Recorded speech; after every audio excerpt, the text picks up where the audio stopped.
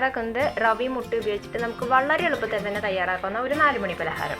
അത് നമുക്കൊരു 20 മിനിറ്റ് നേരമൊക്കെ ഉണ്ട് വെച്ചെങ്കിൽ നമ്മുടെ ചായയൊക്കെ വെച്ച് ഒരു 20 മിനിറ്റ് നേരം ആകുമ്പോഴേക്കും നമുക്ക് തയ്യാറാക്കാവുന്ന എളുപ്പത്തിൽ തയ്യാറാക്കാവുന്ന ഒരു സ്നാക്സ്. അപ്പോൾ നമ്മളിവിടെ എടുത്തിരിക്കുന്ന ക്വാണ്ടിറ്റിന് ഒരു 2 ടീസ്പൂൺ കൂടുതൽ മധുരം വേണമെങ്കിൽ മധുരത്തിനോട് കൂടുതൽ താല്പര്യമുള്ളവർക്ക് 2 ടീസ്പൂൺ കൂടി കൂടുതൽ ചേർക്കാവുന്നതാണ്. അപ്പോൾ നമുക്കിത് എങ്ങനെയാണ് ചെയ്യണമെന്ന് നോക്കാം.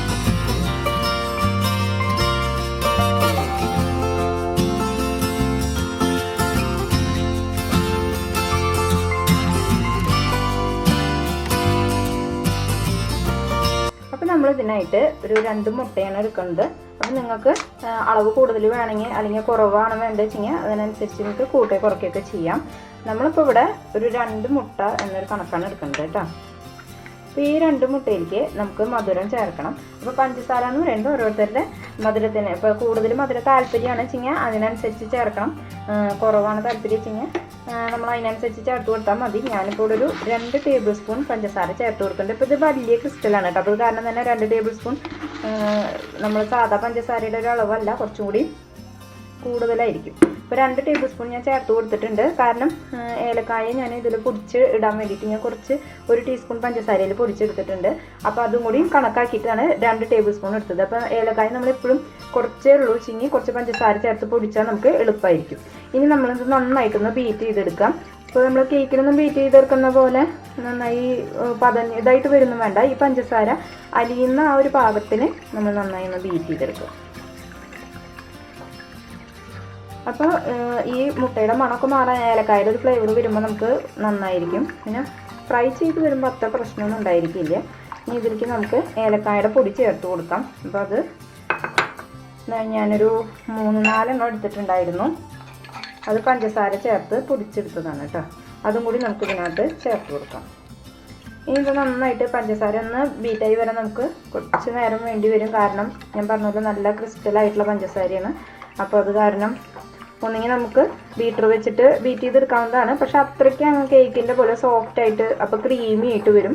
നമ്മളിതൊന്നും അലിഞ്ഞ് വരിക വേണ്ട. കുറച്ച് നേരം ഇതുപോലെ ഒന്ന് ബീറ്റ് ചെയ്തെടുത്താൽ മതിയാവും കേട്ടോ.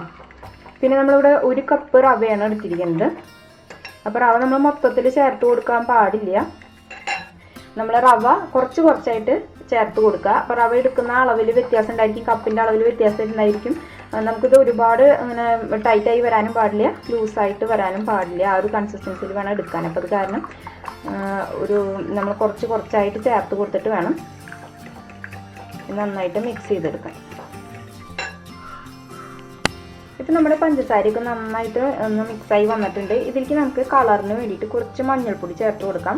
അത് ഓപ്ഷനലാണ് കേട്ടോ. നമുക്ക് കളർ വേണമെന്നുണ്ടെങ്കിൽ ഞാൻ ഇപ്പോൾ വീഡിയോയ്ക്കൊക്കെ കളർ കിട്ടിക്കോട്ടെ എന്ന് വിചാരിച്ചിട്ട് കുറച്ച് മഞ്ഞൾപ്പൊടി ചേർത്ത് കൊടുത്തിട്ടുണ്ട്. ഇപ്പോൾ നമ്മൾ പഴംപൊരിക്കായാലും കുറച്ച് മഞ്ഞൾപ്പൊടി ചേർത്ത് കൊടുക്കില്ല, അതുപോലെ കുറച്ച് ചേർത്ത് കൊടുത്തിട്ടുണ്ട്.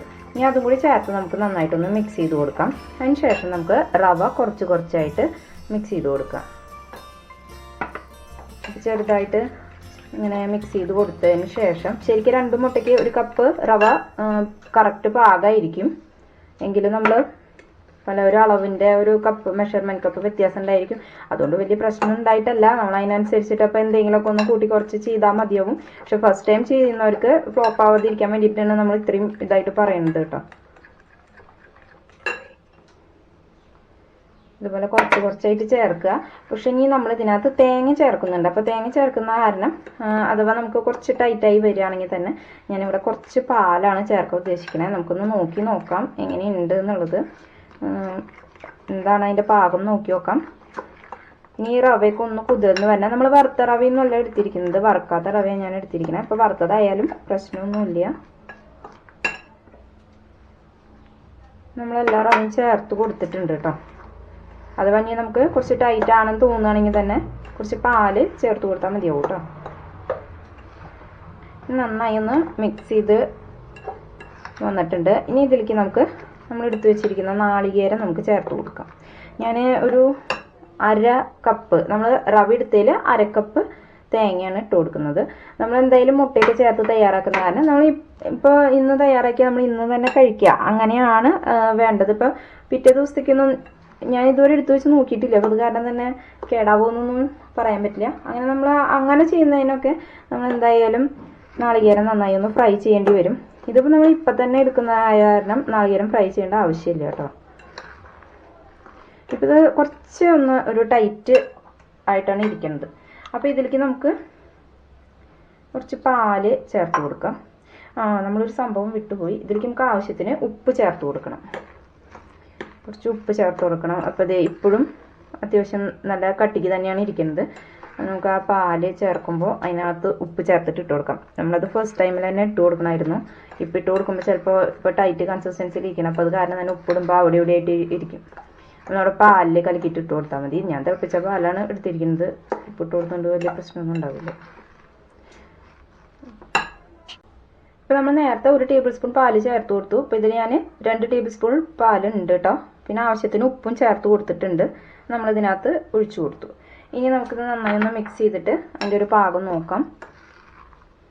ഇപ്പോഴും ഇത് കുറച്ച് ടൈറ്റ് കൺസിസ്റ്റൻസിൻ്റെയാണ്. അപ്പോൾ നമുക്ക് കുറച്ചും കൂടി ചേർക്കേണ്ടി വരും. അപ്പം മൊത്തത്തിൽ നമ്മളൊരു 5 ടേബിൾ സ്പൂൺ ഒഴിച്ചിട്ടുണ്ടായിരിക്കും. 5 ടേബിൾ സ്പൂൺ പാല് ചേർത്ത് കൊടുത്തിട്ടുണ്ട് കേട്ടോ. അത് നമ്മൾ തേങ്ങ ചേർക്കുന്ന കാരണമാണ്. അല്ല നമ്മൾ 1 കപ്പ് റവയാണെന്ന് വെച്ചെങ്കിൽ കറക്റ്റ് നമുക്ക് 2 മുട്ട കറക്റ്റ് പാകമായിരിക്കും. ഇനി ഇതിലേക്ക് നമുക്ക് കുറച്ച് എള്ള് ചേർത്ത് കൊടുക്കാം. അതിപ്പോൾ നിർബന്ധമൊന്നുമില്ല. നമ്മൾ കുറച്ച് ഭംഗിയായി ഇരുന്നോട്ടെ എന്ന് വിചാരിച്ചിട്ടാണ് കുറച്ച് എള്ള് ചേർത്ത് കൊടുത്തിരിക്കുന്നത്. നമുക്കൊരു 15 മിനിറ്റ് റെസ്റ്റ് ചെയ്യാൻ വയ്ക്കാം. ഇപ്പം നമ്മുടെ മാവ് ഒരു 15 മിനിറ്റ് നേരം റെസ്റ്റായി വന്നിട്ടുണ്ട്. അപ്പോൾ അതിൽ റവയൊക്കെ നന്നായിട്ട് കുതിർന്ന് വന്നിട്ടുണ്ട്. അപ്പോൾ ഈ ടൈമിൽ തന്നെ നമ്മൾ ഒന്ന് ടേസ്റ്റ് ചെയ്ത് നോക്കിയിട്ടുണ്ടെങ്കിൽ നമ്മുടെ മധുരം നമുക്ക് എത്ര കൊണ്ട് വേണം എന്നുള്ളത് നമുക്ക് തീരുമാനിക്കാം. അപ്പോൾ ഞാൻ 1 ടീസ്പൂൺ കൂടി പഞ്ചസാര ചേർത്ത് കൊടുത്തിട്ടുണ്ട് കേട്ടോ. അപ്പോൾ നമുക്ക് നമ്മുടെ ടേസ്റ്റിനനുസരിച്ചിട്ട് ഇപ്പോൾ ചിലവർക്ക് എല്ലാവർക്കും മധുരം ഇഷ്ടമാവണമെന്നില്ല. അപ്പോൾ അതിനനുസരിച്ചിട്ട് ചേർക്കാമെന്നാണ് പറയുന്നത്. അപ്പോൾ നമ്മളിപ്പോൾ ഈ ചേർത്ത അളവിൽ എനിക്ക് ഇത്തിരി കുറവാന്ന് തോന്നി. ഇപ്പോൾ ഞാൻ 1 ടീസ്പൂൺ കൂടി ചേർത്ത് കൊടുത്തിട്ടുണ്ട്. ബാക്കി 5 ടേബിൾ സ്പൂൺ നമ്മൾ പാല് ചേർത്ത് കൊടുത്തു. അപ്പോൾ ഈ ഒരു പാകം, അതായത് റവയൊക്കെ കുതിർന്നതിന് ശേഷമാണ് ഈ ഒരു പാകം കേട്ടോ. അതിന് മുമ്പാകുമ്പോൾ കുറച്ച് ടൈറ്റ് ആയിട്ടാണ് ഇരിക്കുക. അപ്പോൾ നമ്മൾ കുറച്ച് പാല് ചേർത്ത് കൊടുത്തിരുന്നു. ഇത് റവയൊക്കെ കുതിർന്ന് ഇങ്ങനെ ഒന്ന് സോക്കായി വന്ന ഒരു പരിവാണിത്. നമുക്ക് ഒന്നിങ്ങനെ കൈ കൊണ്ട് ഇട്ട് കൊടുക്കാം. അല്ലാന്നുണ്ടെന്ന് വെച്ചെങ്കിൽ ഇതുപോലെ ടീസ്പൂൺ വെച്ച് ഇട്ട് കൊടുക്കാം. ഷേപ്പിൻ്റെ ഒന്നും വലിയ കാര്യമൊന്നുമില്ല. നമ്മളൊരു പാൻ വെച്ച് കൊടുത്തിട്ടുണ്ട്. പാനിൽ ആവശ്യത്തിനുള്ള ഓയിൽ ചേർത്ത് കൊടുത്തിട്ടുണ്ട്. അപ്പോൾ ഇത് ഏത് ഓയിൽ വേണമെങ്കിൽ നമുക്ക് ചേർക്കാം. അപ്പോൾ നമ്മൾ റൈസ് ബ്രാൻഡ് ഓയിലാണ് എടുത്തിരിക്കുന്നത്. അപ്പോൾ എണ്ണ നന്നായി തിളച്ച് വന്നിട്ടുണ്ട്. നമുക്കൊന്ന് സിം ചെയ്ത് വെച്ച് കൊടുക്കാം. തീ ഒന്നും കുറച്ചില്ല വെച്ചെങ്കിൽ പെട്ടെന്ന് തന്നെ കരിഞ്ഞു പോകും. അപ്പോൾ ഉൾഭാഗം അങ്ങനെ നമുക്ക് അധികം വെന്ത് കിട്ടില്ല. ഇനി നമുക്ക് എണ്ണ നന്നായി ചൂടായതിന് ശേഷം മാത്രം നമുക്ക് ചേർത്ത് കൊടുക്കാൻ പാടുള്ളൂ. അല്ലാന്ന് വെച്ചെങ്കിൽ നന്നായിട്ട് എണ്ണ കുടിക്കുക. അത് ഏത് ഐറ്റം നമ്മൾ തയ്യാറാക്കുമ്പോൾ ശ്രദ്ധിക്കേണ്ട ഒരു കാര്യമാണ്. നന്നായിട്ട് എണ്ണ ചൂടായതിന് ശേഷം മാത്രം ഒഴിച്ചു കൊടുക്കുക. അപ്പോൾ ഇത് വീറി വരാൻ വേണ്ടിയിട്ട് ഇനി നമുക്കിതിൽ ബേക്കിംഗ് സോഡ അങ്ങനെ ഒന്നും ചേർത്ത് കൊടുക്കേണ്ട ആവശ്യമില്ല. അതല്ലാതെ തന്നെ നമ്മൾ റവ കൊണ്ട് ചേർത്ത ഈ അപ്പം നല്ല വീർത്ത് നല്ല സോഫ്റ്റായിട്ട് തന്നെ വരും. അപ്പോൾ അങ്ങനെയൊക്കെ ചേർത്ത് കൊടുത്ത അപ്പോൾ ഇതിലങ്ങനെ ചേർക്കേണ്ട ആവശ്യമില്ല. ഇതുപോലെ നമുക്ക് ആക്കിയെടുക്കാം. ഇനി ഒന്ന് ചൂടായി വന്നതിന് ശേഷം മാത്രം നമുക്ക് തിരിച്ചിട്ട് കൊടുക്കുക. അല്ലെങ്കിൽ പൊട്ടിപ്പോവാനൊക്കെയുള്ള സാധ്യതയുണ്ട് കേട്ടോ.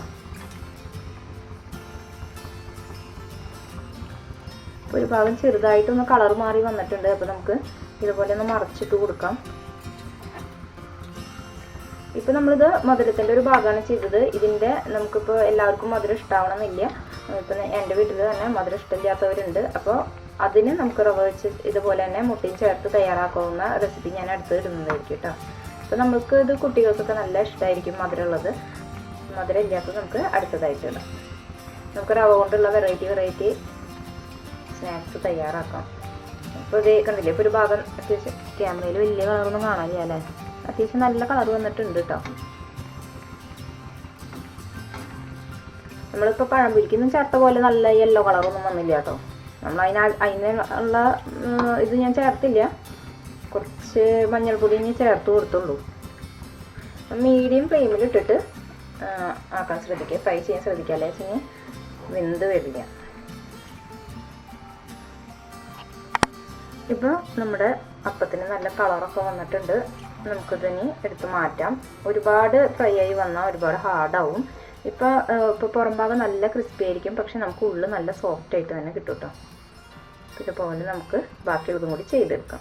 വളരെ ഈസി ആയിട്ട് തന്നെ തയ്യാറാക്കാവുന്നത്. പെട്ടെന്ന് തന്നെ ഒരു 15 മിനിറ്റ് നേരം മതി നമുക്ക് ഇതൊന്ന് തയ്യാറാക്കിയെടുക്കാൻ.